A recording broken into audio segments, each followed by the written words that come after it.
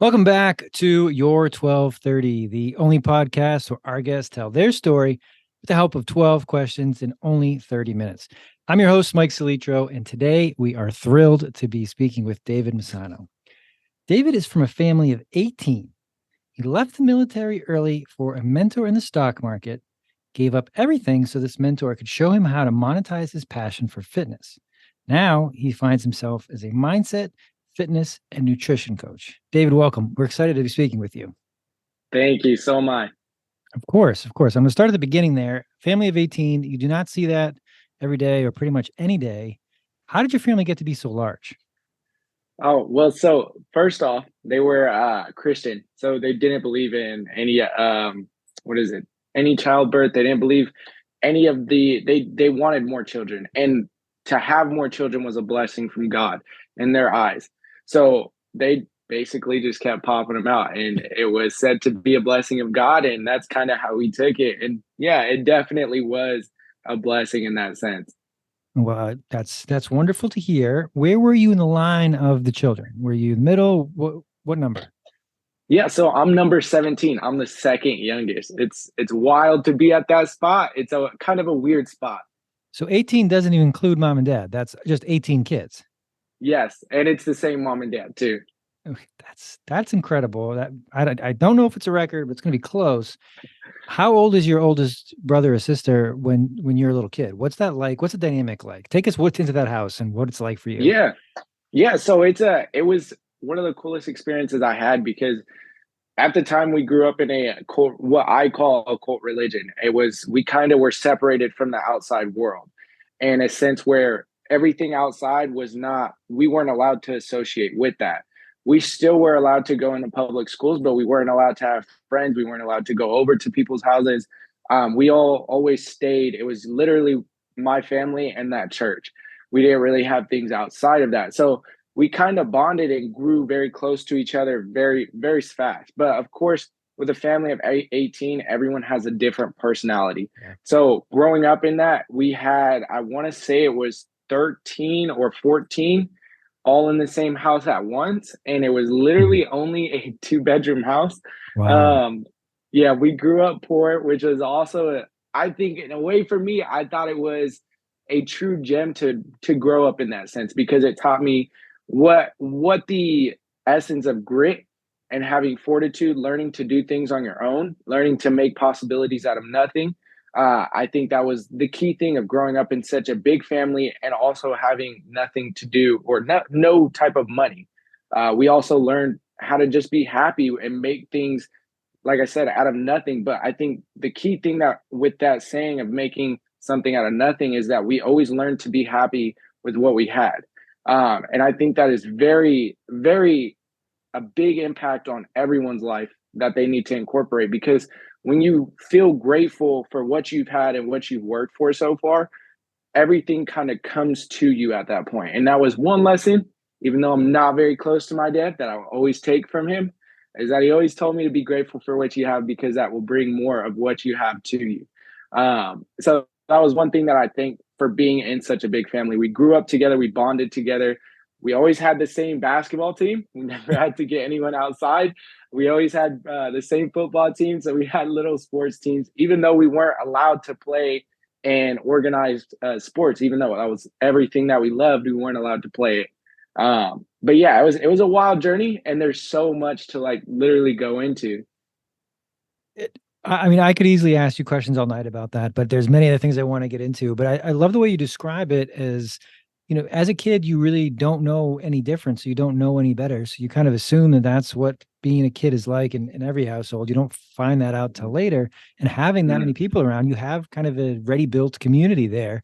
So Mm-hmm. you've got your friends, you've got your team, as you said, you've got your mentors, you've got your role models, you've got your probably who you're fighting with for that day, you're disagreeing with, and it's your face lights up as you talk about it. So overall, it sounds like a Yeah. positive experience. That's wonderful. And Yeah. you've got that many people in a two-bedroom house. Uh, Yeah. so you joined the military. What branch and what age? So I was supposed to go into the military right after high school because high school for me, like I said, I was born in that cult religion. That's kind of where it started with joining the military. Is I did basically everything they told me not to do. So they said, don't join the military. I did that anyways. They said, don't go to college. I did that anyways. Said, don't make a lot of money. I went to do that anyways. And when I was 16, I decided I was done with that church. I wanted nothing to do with it. And it was very scary in my life because I chose to go out on my own. And I moved away from all family to Vegas. And I was 17. I turned 17 right when I got out there. And I chose that I wanted to do better in life. I wasn't doing very good because my parents were separating. We were going through that whole ordeal of my family kind of figuring out if that church was right and if being in the outside world was actually a harm to us. And it was kind of a scary moment for me just getting out there and kind of realizing what I wanted to do. So when I took that leap, it was definitely one of the scariest parts of my life. I went into school and just changed my whole life when I found fitness. I met Nick Best, and he changed my whole idea of what health and fitness did for you. And it changed me from going to vices like weed and drink at such a young age. And I changed that attention that I put into that and put that into fitness. And that's where my fitness journey started. And I knew I wanted a challenge in life. And I always heard about the Marine Corps. I always wanted to be a Navy SEAL, but I knew I wasn't going to be able, I wasn't fit enough, and I wanted to start with something hard. So I chose the Marine Corps, and I didn't go right out of school because my sister, and that was the scariest part too, is because right out of high school, I didn't know anything. I didn't have anyone guiding me. And everyone's coming up to me like, hey, I'm going to this university, I'm going to this college. And I'm like, man, I'm going to this community college, I think. And so my sister got me into this community college that was really good out in LA. It was called Moore Park College. And I went there for a year and I was like, man, like this isn't what I love. I really have a passion for fitness, leading other people and being able to help other people. And because fitness didn't just change me physically, I was at a point where I didn't want to be here no more. And fitness and nutrition changed my entire life. Because when you have that battle of, oh, is there a heaven and hell? And is it okay to go be with these amazing people that I don't feel like are bad? And when you have this turmoil, this battle, it's like, man, you don't really have an outlet. And the only thing you kind of turn to is vices. But for me, I was like, I knew I wanted to be a very successful, impactful person. And to do that, I would need to find a way out of these vices. And that was fitness for me. And I wanted to give that same change to people. I wanted to give that hope. So when I chose to join the military, I joined when I was 20. I quit college. I got a leave of absence for my job and I went straight into the Marine Corps at 20 years old. And that was a whole nother story, man. I went and I learned a lot. I learned stability, having a schedule, just having routines and the essence of it, being a leader, what that was about.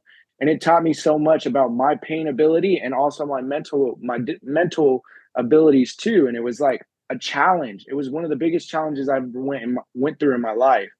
And being able to go through that, I would totally recommend everyone to do that, and I would do it again if I had to. But the key thing with that is COVID came in, and I wasn't. I was coming to a crossroads where I wanted, like I said, I wanted to be special forces, and I was at the fittest point of my life. The Marine Corps started holding me back from achieving that and being able to go into what their special forces are, which is MARSOC. And as I started training with that, they took me out of that because I wasn't getting my COVID shot.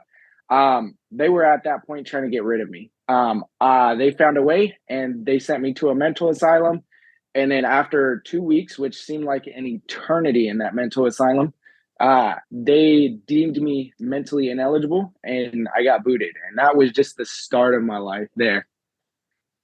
Okay. I have a lot of things. I'm taking notes down because I want to follow up on many of the things you Yeah. said. So I will do my best to do so. But you've had such a life experience already. I want to make sure I hit the big things that you talk about. The first thing I want you to Mhm. do, because I think a common thread that we're going to have here is that you've had life experiences that probably most people that you meet have not, do not even consider possibilities in the way they've grown up. Can you take me Mhm. to what it was like that first night in Vegas as a 16 or 17-year-old, away from your family, away from everything you've ever known, and you're in probably the most accessible place in the country as far as you can do whatever you want there? Yeah. So I went to Vegas as a way to leave my vices. And the reason why I did that is I had did a study, a little research, and I was like, how do you get rid of vices? And I saw a study done by, it was about people who were in across the seas. I want to say it was in Afghan. Don't quote me. It's been such a long time since I reviewed it. But it was people in Iraq, I want to say, that were doing cocaine. And the study was about like what, because when they were doing it in Iraq, when they got back home, they stopped. Like there was no clinging to it. There was no addiction, no nothing. And there was, I don't believe there was anyone left that actually stayed on the cocaine addiction. And they said for some reason it was the weirdest thing, weirdest study they've ever done. But all these Iraq soldiers came back home and all of them just stopped doing cocaine and they weren't addicted to it at all. And I was like, that's weird. And they kind of went into the essence of changing your environment. And that was why I left to Vegas. I wanted to change my scenery, the people I was around, and it worked. I literally changed everything. There was no one that I was around stayed the same. I changed the people I hung around. I started making better decisions. And I didn't have any cling to smoke weed or drink alcohol to feel better. And then I started getting into fitness and lifting weights, and that's kind of where I started getting that high on life. But that was when I first moved to Vegas. It wasn't that scary. I shouldn't say that. The first couple weeks, you're kind of excited because you're away from the chaos and all that stuff. But what people don't understand is when you grow up between the ages of when you're first born until 7 years old, your mind is wide open. So you start building your memory system, basically. Things just flood into you and they stick with you for most of your life. So all that stuff that I was raised with was still in there. So going out, just hanging around certain people, it was kind of, man, if I hang out with these people, I'm going to go to hell. This type of mindset. So it was so limiting that I was scared to do anything. And then it kind of held me back. So after about 2 weeks of being out there, that started settling in. And then it started getting really surreal. And it was a constant battle every day to just go outside. And I was very big into pushing the limit and going out and kind of conquering my own fears. But that was the longest one that I've ever dealt with. It lasted for so long, and I'm still dealing with that type of thing because you have that thing always lingering in your mindset of, oh, if I talk to these people or I hang out with these people, I'm going to go to this burning place called hell. And it's like a constant battle. But going into Vegas alone, that was probably the scariest thing. But I knew in order to beat it, I would have to face it. And that was kind of what I had to do is every time I felt fear with it, or felt like, oh, this isn't like I'll go to hell for this. I went and hung out with those people. Why? Because I knew that I was trying to get away from that. And the only way to get rid of it is by facing it, in my perspective. Who did you live with in Vegas? Because you're still an impressionable child. You've done your research, you've lived life, you've gotten into things that some 17-year-olds don't even know about. Yeah. How did you besides doing your homework, how did you know where to go, where to live? Who were you there with? So it was a really weird opportunity. So I lived with my sister out there and her husband. I wasn't just on my own, but it basically felt like that because I wasn't really, they were full time, they worked full time. The husband owned his own business, and my sister was a manager for a Starbucks. And so it was literally basically me by myself. They had two kids, of course, but I was rarely ever intermingling with them a lot. But the key thing is I had came to a point when I was back home, which was a small town called Fairfield, California. And I lived there and I was already going through all that chaos. Like I had almost failed my ninth grade of school. And I was just like depressed. I didn't want to be this failure. I knew I wanted to be great. I knew I had amazing things that I could achieve. And I knew that I wasn't going to be the person to be smoking and drinking and just throwing my life away for nothing. And I knew just the person that I was, I had achieved a lot. I was always a leader in school, always a straight A student. I always did well in everything that I did, whether it was sports, running. I was always a really good runner. And I knew that just remembering all the stuff that I had achieved, it gave me hope. It told me that I wasn't the person I was in that moment. And as I was smoking and drinking, I was like, man, I need to get rid of this stuff. And my sister had caught me one night, the sister that I was living with in Fairfield, California. And she had caught me one time, and I was just so disappointed because she had did everything to help me out. And she caught me and she was disappointed because she was like, man, I've done all this for you. Like, why are you kind of doing this? This is the one thing that I didn't want you to do. And I felt bad. And I was like, man, like, I got to get rid of this. And I just kept doing it. I was like, man, like, I'm just tired of being here. I don't want to be here. And it's a way for me to cope. And she kind of understood, but instead of just going off on me, she kind of helped me and said, hey, like, one of your sisters is looking to help you, and she wants you to move out to Vegas to visit or finish out your high school year. So I was like, she had called me up and she was like, hey, I heard what's going on. Like, do you want to come move out here? It'll be a lot less chaotic. And I was like, all my answers were, I knew that if I told myself if I had an opportunity to change it, I was going to seize it. And that was like my answer immediately. As soon as she called me, I was like, I'm coming out there. So the very next summer, I had moved out, or the end of that school year, I moved out there to start my sophomore year of high school. And or no, it was my junior year of high school, and I went and finished high school straight A student, from a straight S student to a straight A student, just getting into nutrition and fitness. And I would say, yes, that definitely changed my entire life. It gave me an outlet. Putting the right food and the right nutrition into your body to be able to feel right and be better every day, and being able to challenge yourself. And that's what people don't understand about weightlifting and just lifting or just fitness at all. It teaches you a lot of life lessons about going to struggle, delayed gratification, because everywhere, if you were to work out just a little bit, whatever industry you're in, it'll exponentially make you grow.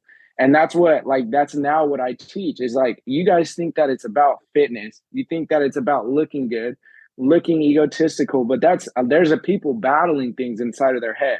But the other thing is that whenever you're in an industry, if you were to go into a meeting, and this always happens to me, whatever job I had, whenever I walked into the office, all attention was on me for some reason.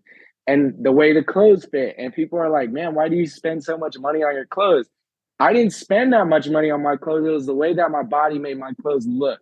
And that was one of the key things, is not only did it help me mentally and physically, but in my own industry and in my line of work, it always put me above of the rest of the competition. That's that. Thank you for the background on Vegas. Thank you for kind of tying in how you were able to move forward and find not only a diversion, but a higher meaning for what you were doing, and a way to channel your behavior into something positive, nutrition and fitness. You Mhm. mentioned Nick Best. Where did you meet him? Yeah, so that's how I got into fitness. So he actually came into my it was the craziest thing ever, because he actually lives in Vegas. And like I said, it was just another answer to me getting where I wanted to be in life. And I was there, and I chose to start weightlifting because I was a skinny kid, 150 pounds, 6 foot tall, very scrawny. Uh Looked like your typical weed guy, you know? And I literally was going to weight class. I went in, and I remember my weightlifting coach being this super heavy set guy. And he had told us this story about him getting hit by a car. He was a star lineman for a college, UNLV, had already got big scholarships for other schools, and was probably going to make it to the NFL. And then all of a sudden, all of his dreams disappeared when he got hit by a car, um, destroyed him. But then come to realize his very best friend was Nick Best, and they both played on the same football team, but they both left different paths. My coach was actually at one point stronger than him. He had literally, there we go. So literally, he had been working out with my coach for so long, and my coach was actually a lot stronger than him. But due to this car accident, Nick Best started taking over, and he became the world's strongest man at 50 years old. And I got to meet this dude. He came in, and he, just looking at him, I was like, man, that is exactly what I want to be like. And I remember watching him, and everyone sat down, the room went silent, and he started telling his story about life.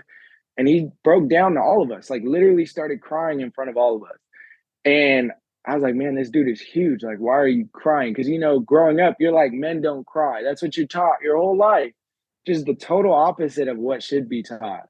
And this guy literally started crying, saying my dad was abusive to my mom, and then he started abusing me. And all I wanted to do was be able to protect myself and my mom. And that was his whole reasoning on becoming the world's strongest man. And he started at the same spot as me, except he was a little bit taller, a little weighted a little more. He was 6'2", 160 pounds, and he started his fitness journey and is now 6'2", 350 pounds, just pure mass.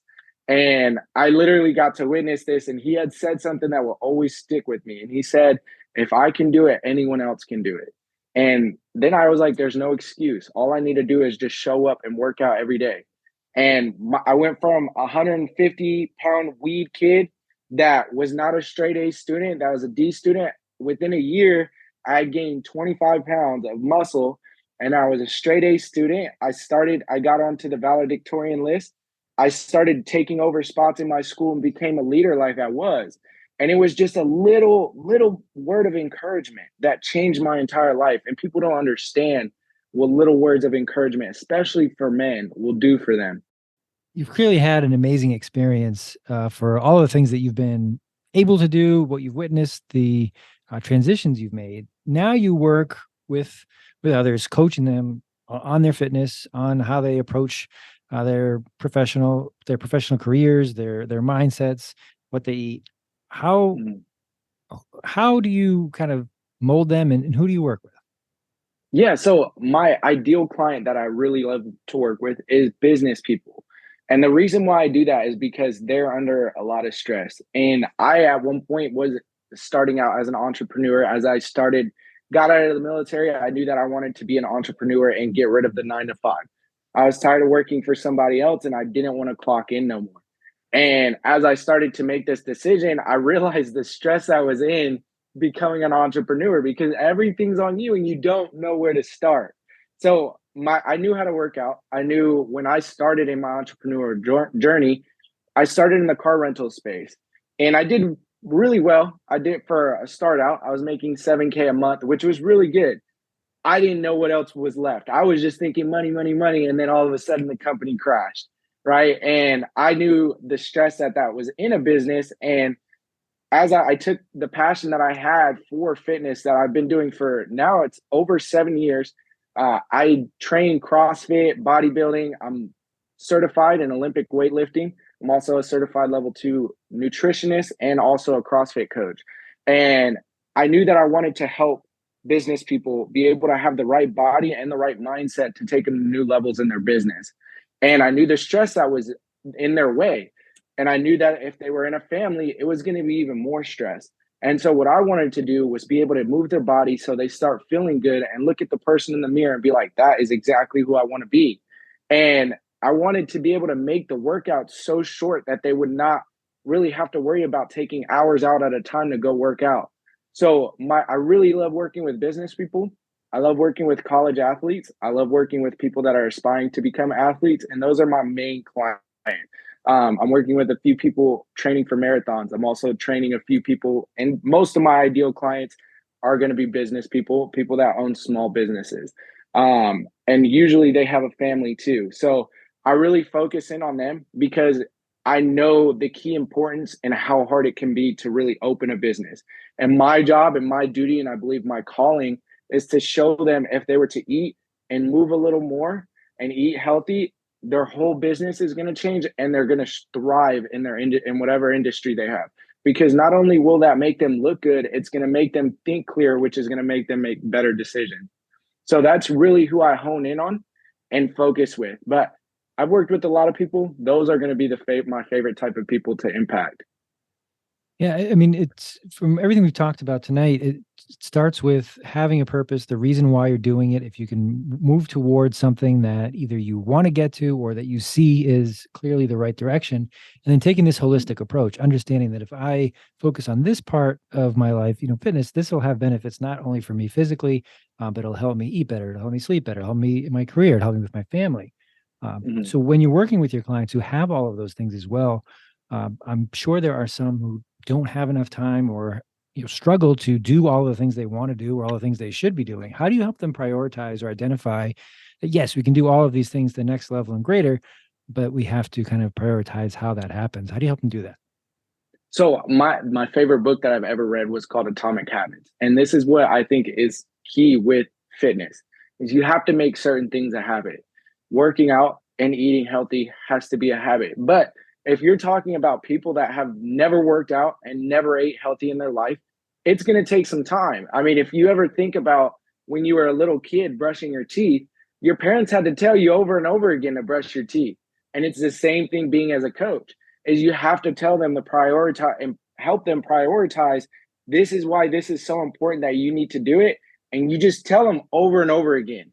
Because I've learned that sometimes you're not talking to them, you're talking to their subconscious. And you really have to ingrain it inside their subconscious that it just becomes a habit. And once you do that, that's where the win is at.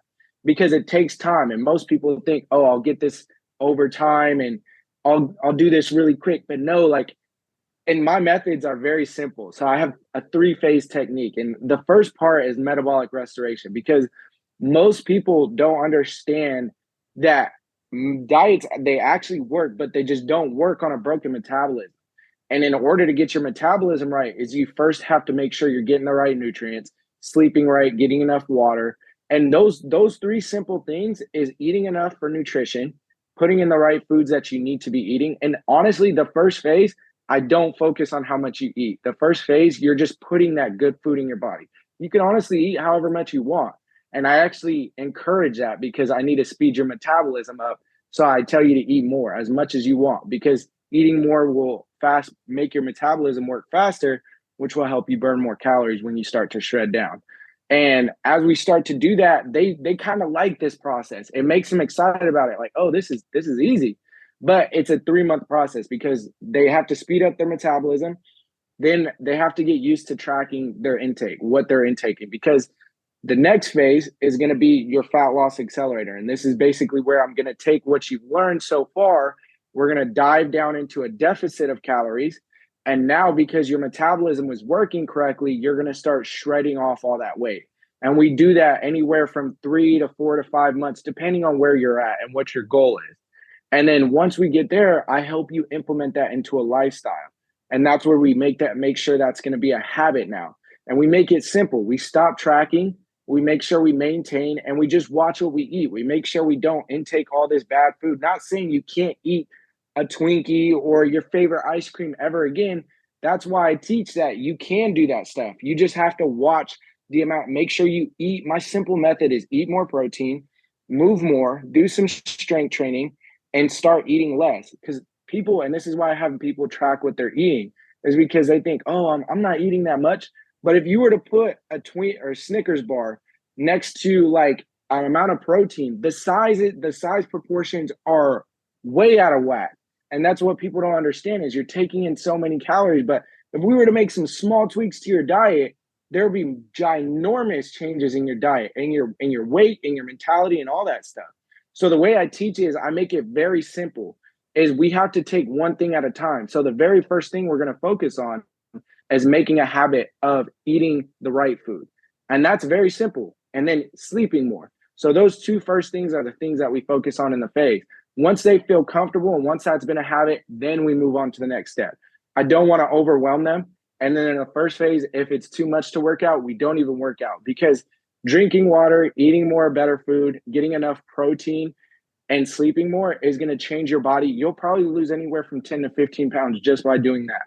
And then after that, once we get into that fat loss accelerator, we start adding 1 to 2 more things. Because once you start saying, hey, I need you to do this, this, this, and this, people get overwhelmed and they quit.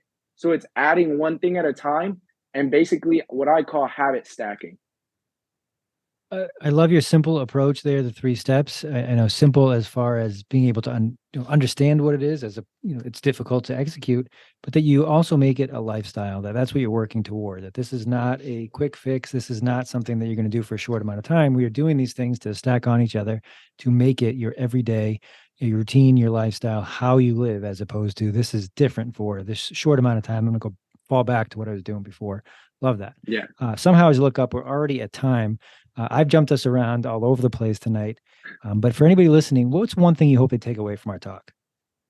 So the one thing that I want everyone to realize, I've been through a lot in my life, and the biggest lesson that I've learned is just don't give up. No matter how hard it gets, if you just keep going, you're going to get to the spot where you want to. There were so many times that I wanted to give up, but I just kept putting one foot in front of the other.